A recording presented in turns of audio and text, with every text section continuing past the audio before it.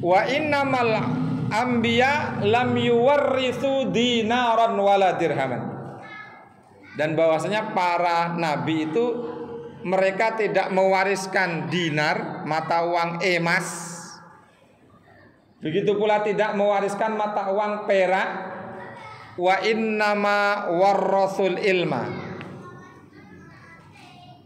Dan bahwasanya mereka itu mewariskan ilmu. Faman akhadahu, dan barang siapa yang mengambil warisan tersebut, faqad akhadha bihadzin wafirin, maka sungguh dia telah mengambil bagian yang sangat melimpah. Ini potongan hadis yang agak panjang, diawali dari dan barang siapa yang menempuh satu jalan untuk ilmu, maka dia akan dimudahkan, ya, salah satu jalan dari jalan-jalan menuju surga. Dan sesungguhnya para malaikat itu benar-benar meletakkan sayap mereka, disebabkan Allah ridho kepada orang yang ada di majelis ilmu.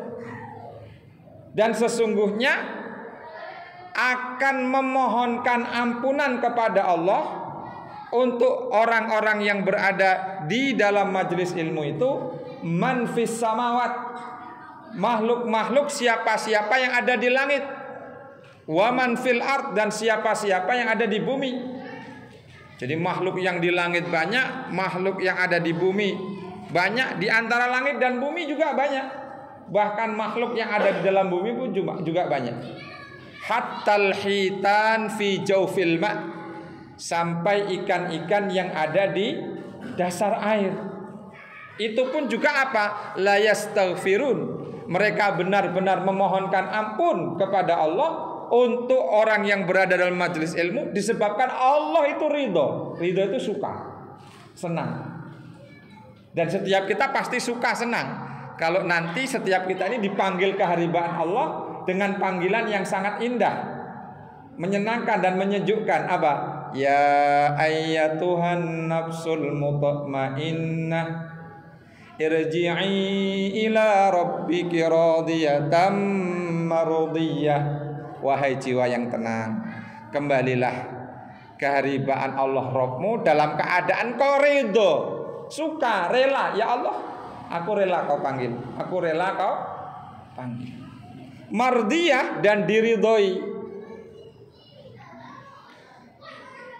Nah, kalau sudah Allah ridhoi dan kita ridho kembali kepada Allah, ada fasilitas yang sangat luar biasa. Apa?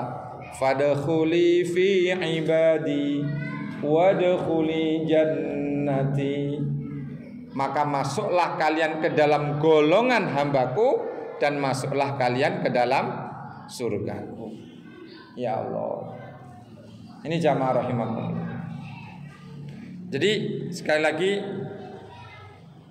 kita ingin sama-sama mengingatkan diri kita bahwa diberikannya kita kesempatan untuk bisa sholat berjamaah, kemudian duduk di majelis ilmu, ini bukanlah anugerah yang kaleng-kaleng, Pak.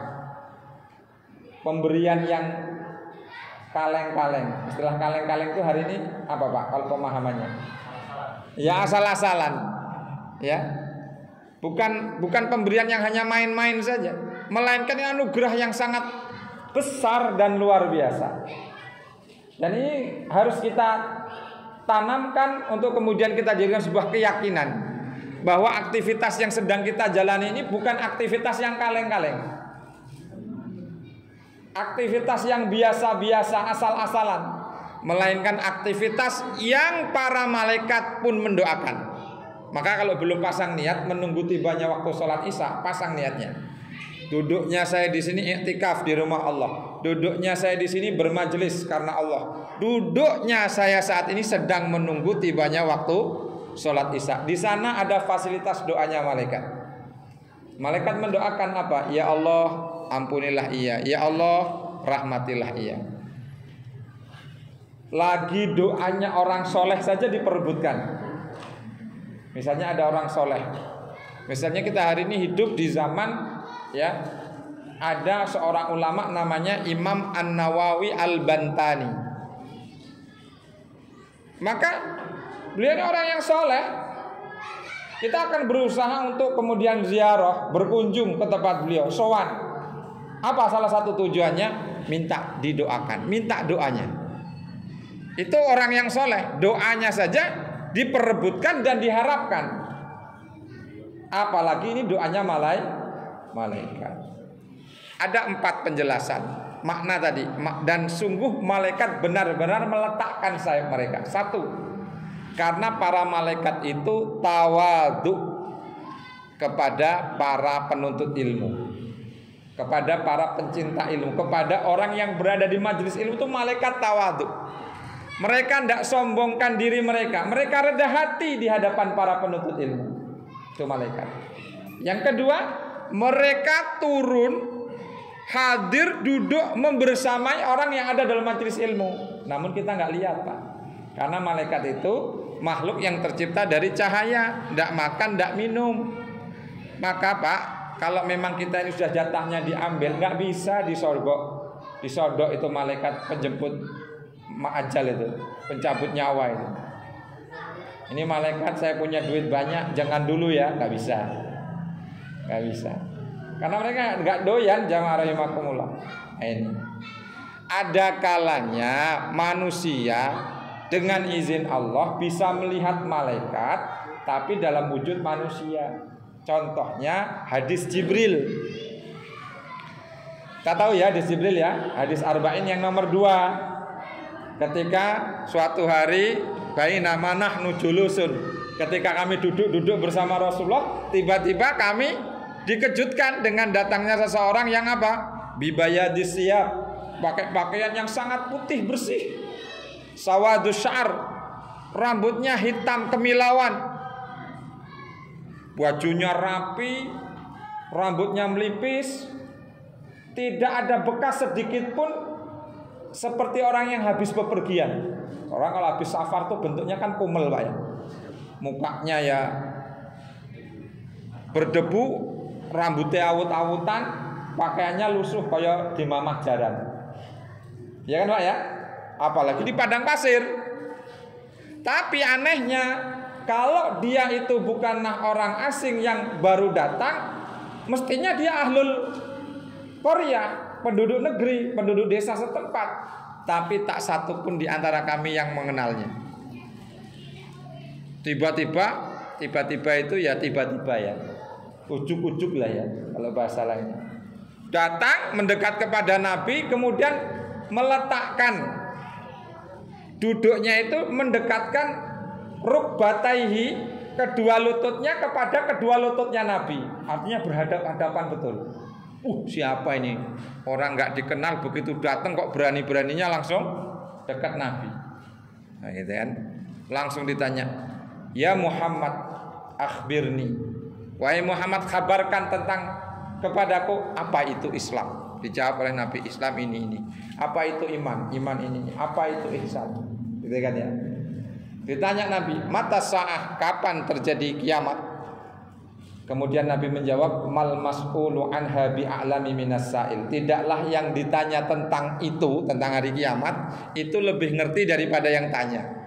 Dari sini saja sahabat sudah mulai agak heran-heran, siapa pula ini orang yang datang kok tiba-tiba langsung nanya. Begitu Nabi menjawab, ada yang terlewat, sodakta, kamu benar. Fa'ajibna, kami takjub, heran-heran. Wong dia tanya tapi kok dia yang membenarkan. Dia bertanya, tapi begitu pertanyaannya dijawab, dia berkata, sodakta, kamu benar. Jadi kira-kira kalau Pak Saipin Nur hadir di majelis itu, ada orang yang seperti itu, takjub juga nggak? Terheran-heran ya. Lah ini orang datang, tanya sesuatu, begitu dijawab kok malah dia yang memberikan konten, benar gitu kan. Sampai ditanya tentang kiamat tadi, tidaklah yang ditanya lebih tahu daripada yang bertanya. Artinya Nabi mengaku bahwa dirinya tidak lebih tahu daripada yang bertanya. Fatkur amaratiha, maka sebutkan tanda-tandanya. Baru antalidal amatu robbataha. Jika engkau sudah melihat ya adanya seorang budak wanita melahirkan majikannya. Ya, budak wanita melahirkan majikannya. Engkau lihat orang yang compang-camping, tak beralas kaki dan bertelanjang dada, ngangon wedhus, tukang apa ngangon itu? Menggembala domba, tiba-tiba mereka berlomba-lomba dalam meninggikan bangunan. Itu ciri-ciri kiamat. Nah, kemudian orang itu pergi dan ditanya oleh Rasulullah, tahukah kalian siapa yang datang tadi? Para sahabat menjawab, Allah dan Rasulnya lebih tahu. Ini sebenarnya adab memang ya, ketika kita ditanya, kalau memang tidak tahu itu ya nggak usah mikir-mikir, apalagi ngarang-ngarang gitu ya. Kalau memang nggak tahu, asli nggak tahu ya langsung saja wallahu a'lam. Kemudian Nabi menjelaskan dalam sabdanya, ya, perkataan Nabi kan sabda ya. Kemudian beliau bersabda, fa innahu Jibril, maka sesungguhnya dia itu Jibril, atakum yu'allimukum dinakum. Dia mendatangi kalian untuk mengajari agama kalian. Apa yang diajarkan tentang Islam, iman, ihsan, tentang ciri-ciri kiamat. هبت كالريح كالريح كالريح قوية جبت كالنار كالنار كالنار وضية